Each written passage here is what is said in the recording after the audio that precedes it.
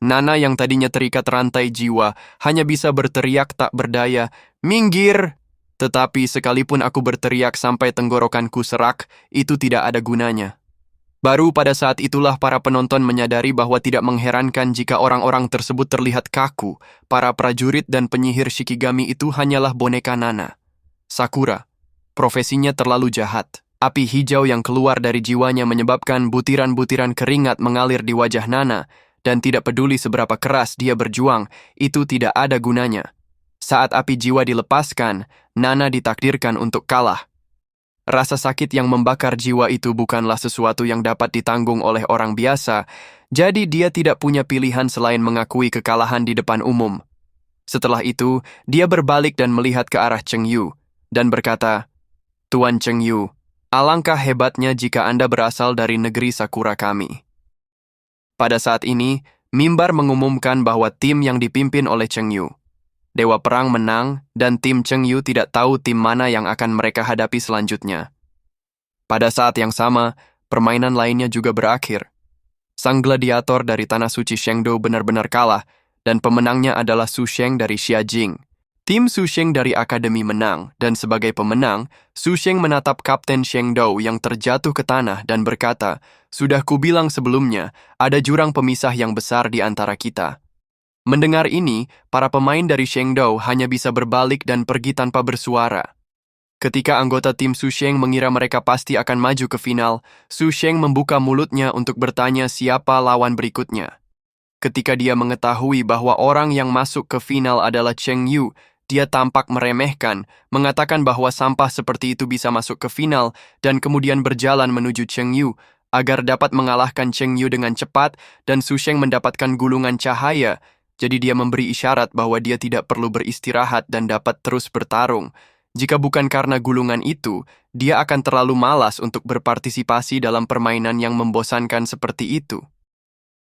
Mendengar ini, Cheng Yu hanya menjawab, "Kalau begitu, mari kita lakukan dulu. Mari kita bandingkan lagi." Setelah berkata demikian, dia langsung berjalan ke lapangan.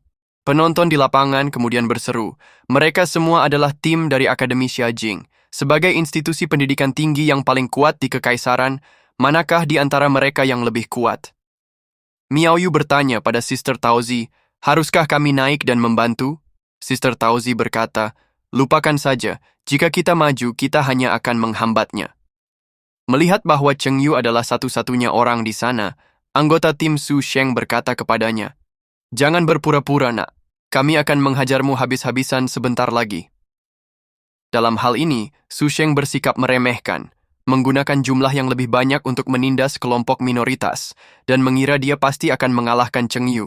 Jadi dia memberi isyarat kepada rekannya untuk turun dan berkata, "Aku ingin bertarung secara adil dengannya. Kita berada di sekolah yang sama. Tentu saja, aku telah mendengar tentang serangan tak tahu malu Cheng Yu, karena menuntun orang-orang melewati ruang bawah tanah. Praktik ini hanyalah penghinaan terhadap reputasi perguruan tinggi." Mendengar ini, Cheng Yu hanya meliriknya dengan dingin, jadi Su Sheng mengejeknya dengan lebih tidak bermoral. "Itu benar-benar membuatku merasa malu berada di Akademi Xiajing bersamamu." Cheng Yu menunjuk dahinya dan berkata, "Jika kamu sakit di sini, datang saja dan temui aku untuk mendapatkan poin. Itu bukan urusanmu. Jika kamu ingin bertarung, bertarung saja. Jangan menggonggong seperti anjing di sini." Begitu kata-kata ini diucapkan, Su Sheng menjadi marah dan bertanya, "Apa yang kamu katakan?" Sister Taozi melirik Ning Yi. Mengapa kata-kata ini terdengar begitu familiar? Mendengar ini, Ning Yi tersenyum canggung dan berkata, "Jangan lihat aku, Kakak Taozi. Siapa yang tahu dari siapa orang ini mempelajarinya?" Detik berikutnya, Su Sheng langsung mengeluarkan keterampilannya. "Kalau kau punya nyali, gunakan tanganmu untuk menerimanya." Melihat ini, Cheng Yu memanggil seorang prajurit kerangka. Karena Su Sheng termasuk dalam profesi cahaya suci, ia memiliki pengendalian diri dan keengganan alami terhadap pemanggilan mayat hidup. Cahaya suci di dahinya bahkan lebih menyilaukan. Roh-roh mayat hidup yang menjijikkan harus menerima hukuman dari cahaya suci. Begitu dia selesai bicara, cahaya keemasan yang tak berujung meledak dari tubuhnya, dan Cheng Yu sepertinya menyadari sesuatu dan mengaktifkan keterampilan baju zirah kerangka saat cahaya keemasan itu datang. Ternyata kemampuan Su Sheng adalah serangan mental. Dia ingin mempengaruhi pemikiran Cheng Yu di awal dan memberinya pukulan yang mematikan. Untungnya, baju zirah kerangka yang ditingkatkan itu kebal terhadap serangan mental, tetapi Su Sheng mengira Cheng Yu terpengaruh oleh cahaya keemasan itu.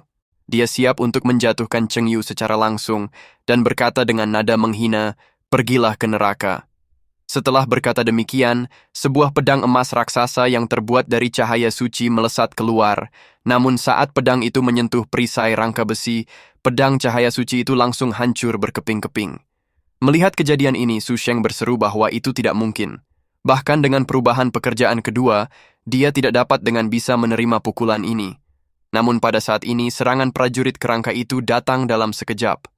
Melihat ini, Su Sheng berteriak, "Minggir!" Para prajurit kerangka itu langsung terkejut dan mundur berulang kali. Cheng Yu menatap mereka dan berkata, "Kemampuan penyihir cahaya suci kalian terlihat cukup menakutkan, tetapi tidak menimbulkan kerusakan apapun." Setelah mengatakan itu, dia melambaikan tangannya dan seorang penyihir kerangka muncul dari udara tipis. Pada saat ini, Su Sheng sudah sangat terkejut hingga mulutnya terbuka lebar. Holy Light Mage jelas merupakan profesi yang secara alami tahan terhadap undead, tetapi mengapa tidak dapat memurnikan undead tersebut? Dia tersenyum dingin dan berkata, "Saya akui bahwa saya meremehkannya." Namun sebelum dia bisa menyelesaikan kata-katanya, petir milik Skeleton Mage menyambarnya. Melihat hal itu, Su Sheng pun buru-buru mengaktifkan perisai cahaya suci untuk menahan serangan itu, namun ia malah terkena serangan itu dan rambutnya pun acak-acakan. Jika terus begini, aku pasti gagal. Ketika petir penyihir kerangka menyambar Su Sheng, tubuhnya ditutupi energi berwarna ungu dan tersengat listrik. Dia meraung marah. "Aku adalah penyihir cahaya suci profesional yang legendaris. Aku telah diterima di Akademi Chuangshen dan bisa mencapai level 32 bulan lalu. Saya sengaja membatasi level yang rendah untuk kompetisi ini. Kejuaraan ini milik saya, dan tidak mungkin saya kalah di sini." Tepat saat dia selesai berbicara, guntur yang keras membumbung tinggi ke langit. Saat asap dan debu perlahan menghilang, dia tidak peduli dengan pertandingannya karena ini adalah 1 lawan 1. Tapi sekarang aku terpaksa menggunakan kemampuanku karena anak ini. Pada saat ini, para penonton berseru bahwa Su Sheng menggunakan Armor of Holy Light, yang merupakan salah satu keterampilan terkuat dari Holy Light Mage. Pada saat ini Su Sheng berkata dengan dingin, "Kamu cukup hebat, tapi hanya itu saja. Kau tidak akan bisa menembus pertahananku sekarang." Mendengar ini, Cheng Yu berkata dengan dingin, "Benarkah? Kau sangat sombong sekali. Kalau begitu, kalian semua keluar saja." Setelah itu, keempat tipe Skeleton Mage mulai muncul dengan kuat. Ya Tuhan, Necromancer ini benar-benar dapat memanggil kerangka dari 4 elemen. Ternyata dia belum pernah mencoba yang terbaik sebelumnya. Bahkan Su Sheng tidak percaya. Penonton sangat riuh di tribun. Ini masih cukup sulit untuk dihadapi, tetapi Su Sheng masih berbicara dengan sombong. Itu hanya beberapa kerangka lagi, bukan masalah besar. Namun saat dia baru saja selesai berbicara, penyihir kerangka 4 elemen mengangkat senjata sihir di tangannya, dan tiba-tiba, keterampilan 4 elemen es, api, guntur, dan kilat datang dengan cepat, tetapi Su Sheng hanya berdiri di sana, dan kemudian berkata tanpa ragu, "Sudah kubilang sebelumnya, serangan ini tidak berguna bagiku. Mereka bahkan tidak bisa menembus pertahananku, apalagi yang bisa kau gunakan untuk melawanku." Tetapi detik berikutnya, dia menemukan bahwa baju besi di tubuhnya tiba-tiba retak. Su Sheng tiba-tiba berkeringat dingin. Bagaimana mungkin? Dengan suara keras, keterampilan 4 elemen langsung menghancurkan baju besi cahaya sucinya dan kemudian terus membombardirnya. Dalam hitungan detik, Su Sheng pingsan dan jatuh ke tanah. Kalah. Dia kalah. Bahkan penyihir cahaya suci pada akhirnya tetap kalah olehnya. Bai Shen dan 2 orang lainnya selalu memperhatikan apapun yang terjadi di lapangan. Tampaknya Cheng Yu telah mengamankan kejuaraan. Sekarang mari kita lihat berapa banyak ular berbisa yang bersembunyi di kegelapan yang dapat dipancing keluar menggunakan kedua saudara kandung sebagai umpan. Namun adegan berikutnya membuat lelaki tua Ning marah. Ning Yi langsung memegang lengan Cheng Yu dan berkata, "Cheng Yu hebat, kita menang." Namun pada saat ini, badai muncul di sampingnya. Ternyata itu adalah seorang pria tua berambut panjang. Bahkan Cheng Yu tidak dapat melihat langsung tekanan yang mengerikan itu. Aura itu begitu mengerikan, sehingga mungkin itu adalah aura seorang profesional papan atas yang jauh melampaui level 80. Pada saat itu, lelaki tua itu berkata perlahan, "Anak-anak, kalian semua cukup lumayan. Masa depan menjanjikan. Inilah hadiah yang Anda terima dalam kompetisi ini. Nama saya Xu Wei, dan saya salah satu dari 12 anggota Dewan Kekaisaran. Jika Anda membutuhkan sesuatu di masa mendatang, Anda dapat datang kepada saya, dan mungkin saya dapat membantu." Cheng Yu tiba-tiba merasa bingung. Apakah dia mencoba merayu saya? Namun Cheng Yu berpura-pura tetap tenang. Dia berterima kasih kepada Tuan Shu atas hadiahnya, lalu mengulurkan tangan untuk mengambil hadiah tersebut. Namun, saat jari-jarinya melewati cahaya suci, asap hitam samar tiba-tiba terbang ke tangan Cheng Yu, tetapi terlihat oleh Tuan Meng dari kejauhan. Ikan itu akhirnya menggigit umpan. Pada saat yang sama, Cheng Yu juga merasa ada sesuatu yang salah, tetapi dia tetap tenang. Bagaimanapun, Xu Wei adalah salah satu dari 12 anggota kekaisaran. Pada saat yang sama, Bai Shen juga bertanya siapa orang yang tidak normal itu. Meskipun tidak dapat dipastikan secara langsung bahwa itu memang Xu Wei, dapat dikatakan bahwa itu hampir pasti. Jika itu benar-benar dia, maka itu akan menjadi masalah besar. Aku tidak menyangka bahwa para penyembah iblis telah menyusup sejauh ini. Tuan Meng berkata bahwa sebaiknya dia memastikannya terlebih dahulu. Selain itu, dia adalah salah satu dari 12 anggota kekaisaran, dan konsekuensi dari kelalaian apapun akan menjadi bencana. Pada saat yang sama, Che Mohan juga menang. Hasilnya persis seperti yang dibayangkan Cheng Yu. Kejuaraan itu mudah bagi saudara perempuannya. Ning Yi tidak bisa menahan rasa ingin tahu saat ini. Si cantik itu adalah saudara perempuannya Cheng Yu. Pada saat itu juga, badai yang sama muncul di samping Che Mohan. "Kalian semua lumayan juga. Saya Xu Wei. Kalian bisa memanggil saya Xu Old. Jika kalian butuh bantuan di masa mendatang, mungkin saya bisa memberi kalian bantuan." Kemudian dia melemparkan hadiah itu ke Mohan. Pada saat yang sama, perasaan aneh Cheng Yu muncul lagi. Lalu dia melihat ke arah Ning Yi dan memberi isyarat kepadanya untuk menggunakan keahliannya untuk mengamati tas koin emas itu. Jadi Ning Yi segera mengaktifkan dunia bayangan dan melalui penyelidikan menemukan bahwa ada asap hitam yang sangat aneh di dalam tas koin emas itu. Agak mirip dengan napas iblis jurang. Pada saat yang sama, saat Che Mohan menyentuh sabuk koin emas, udara hitam aneh melilit pergelangan tangannya. Seperti dugaan Cheng Yu, aksi Demon Worship Society akan segera dimulai. Pada saat yang sama, energi hitam juga muncul di pergelangan tangan Cheng Yu. Tampaknya tebakannya benar, pasti ada yang salah.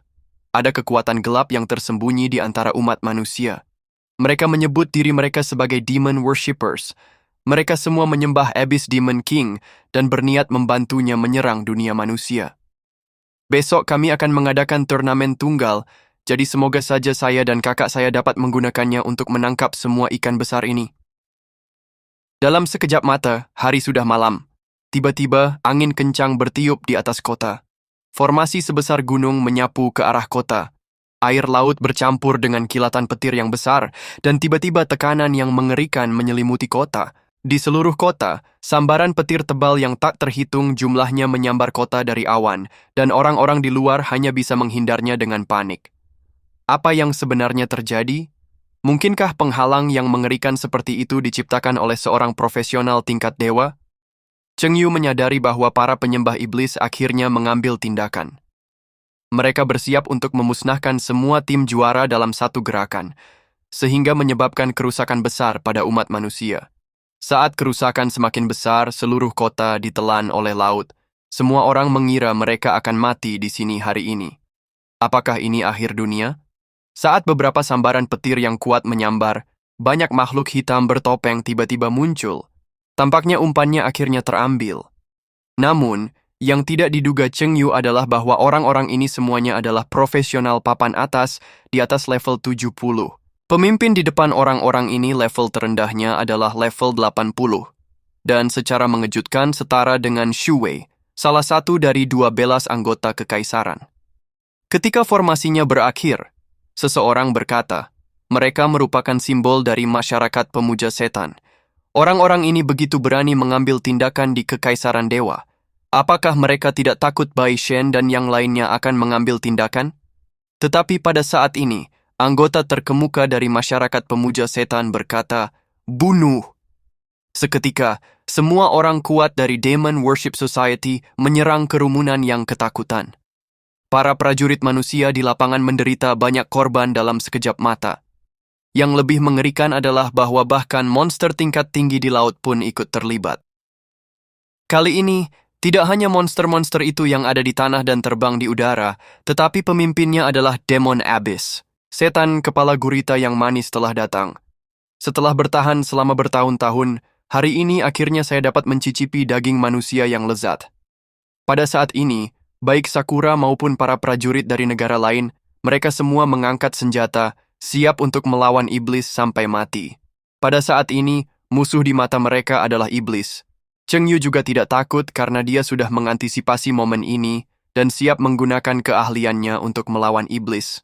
Pada saat ini, para iblis juga menemukan keberadaan Cheng Yu dan menyerangnya satu persatu dalam sekejap. Menghadapi ribuan iblis, Cheng Yu sama sekali tidak panik. Ia memasukkan kedua tangannya ke dalam saku, tampak seperti tidak tahu siapa lawannya.